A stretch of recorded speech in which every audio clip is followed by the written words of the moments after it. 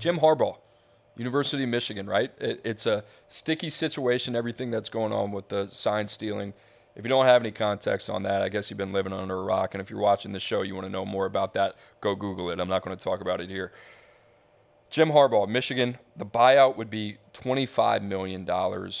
But there's already been talks that he's working on the extension right now and that extension is going forward amidst everything already. I can see, like, it already, right? Like the public pressure, does it go through, all that type of stuff. But I think you and I agree.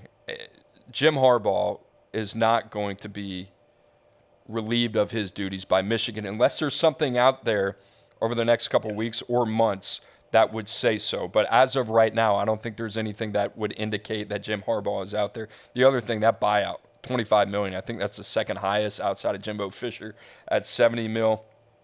It's going to be interesting how they go about this, right? Ward Manuel, the AD over there at Michigan. But I don't even know if we really got to touch this thing that much. I think I kind of wanted to bring it up just because it's one of those things that I think people are thinking about. But I feel confident unless Jim Harbaugh leaves for the NFL and the Chicago Bears, which I think is a viable option, or something's uncovered here with the NCAA parked in Ann Arbor. They could find a lot more than what they're looking for, right? That's what they do. I think he's pretty safe in Michigan. Totally agree. I'm glad you said based on what we know right now, right? Because initially when the sign stealing stuff came out, I was like, look, honestly, a lot of teams do this. And then as more came out, it's like, oh, we're sending guys all over the country on 40-plus flights to go scout every single team in the country. We may or may not have dudes on our staff on other teams' sidelines, allegedly with glasses that have video cameras in them, right? So other staffs hit me up like, no, we actually don't do that, right? Like that is unique and pretty dumb and sloppy. So look, if more stuff comes out that they could directly tie to Harbaugh, I guess we can't 100% dismiss this as a possibility. I do think this is Jim Harbaugh's last season coaching Michigan. I think he'll go to the NFL, right? Just if I had to guess. Like, it's not super strong. I wouldn't bet on it. But like the chance he's coaching Michigan is exponentially higher than the chance he gets fired for any of this, unless they really have more stuff that's going to come out, which they might. It seems like a new story drops every day. Right.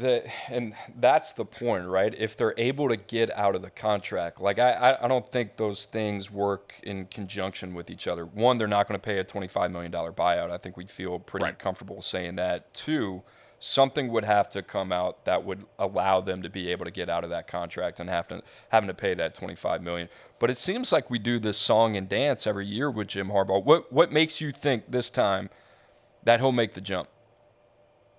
So Michigan has been recruiting well, but not necessarily at that like Bama, Georgia level, right?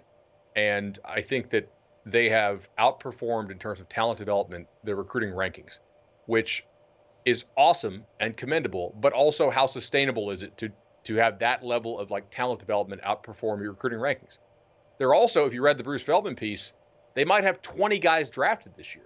That would be a record and would be an enormous amount of talent to lose, including probably, as we're seeing on the screen here, J.J. McCarthy. So if you're Harbaugh, you're sort of like, I've done what all I can do, especially because they're the current national title favorite. Like they're actually favored over UGA, which is kind of rare and not a media thing. Like that's the boys in Vegas who stand to lose money if they're wrong. So it's sort of like, all right, I got Michigan back to its absolute pinnacle. I won a ring here type thing, or at least I had a ring capable type of team. I want to go back and do the NFL. I made it to the Super Bowl. I lost. I want to get back. If I had to I don't know, 55-45, I think he's gone. I wouldn't. You take everything that has happened, I would say, off the field away. I don't know if he would go. Right? I think that's a big part of it. I mean, you think about the NCAA investigation, the 3-game suspension, which seems like it was 5 years ago at this point. Then you add in everything that's happened this year, now currently under investigation again. I could see him getting to the point that it says, you know what? Maybe I'm better off in the NFL. And here's the other thing that I think you got to mention. He played for the Chicago Bears. And as of right now, I believe the Bears would have the first and the second pick in the draft. So he could have his pick of a guy like Caleb Williams, Drake May, and then bring in a guy like Marvin Harrison Jr., who he is very familiar with from playing at Ohio State.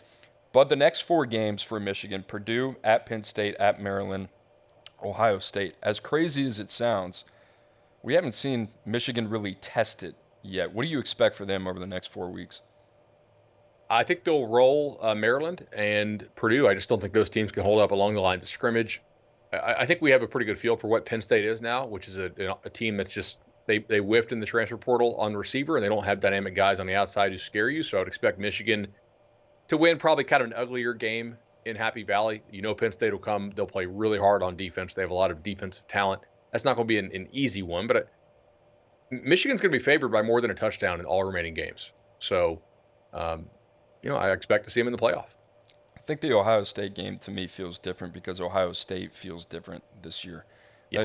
They're not the same prolific, dynamic passing offense, right? Which, in all honesty, might be a good thing for them and that staff to learn how to win different ways. Defensively, they've stepped up as well. I think that game's going to be a grind, as it always is. That's not saying much there.